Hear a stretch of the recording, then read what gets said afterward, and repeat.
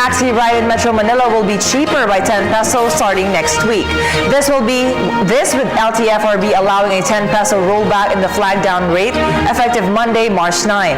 However, there has been no change in fare rates on buses and UV Express. Ara Perez reports.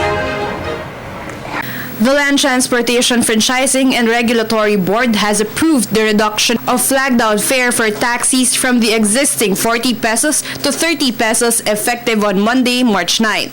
The flag-down rate of yellow taxis or airport taxis has also been cut from 70 pesos to 60 pesos.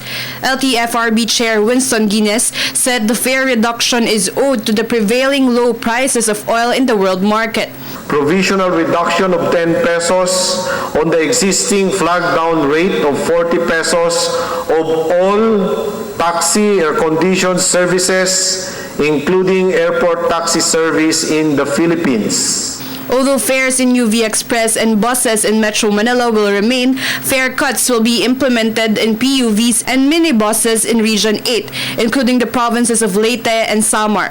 Meanwhile, some operators were caught off guard with the LTFRB's decision, saying that there was no consultation between them and the agency. Kung halimbawa, kung makukontrol ng Bureau of Commerce, ng DTI yung presyo ng mga accessories, yung mga spare part, bakit hindi naman kami papayag? LTFRB had this to say. Nagkaroon ng hearing at nagkaroon ng regional consultations and hearings po at nakapag-submit sila ng kanilang mga oppositions, ng kanilang mga organizations, at ito ang hearing ay nakapublish sa lahat ng mga dyaryo. Taxi drivers had diverse takes on the fare reduction.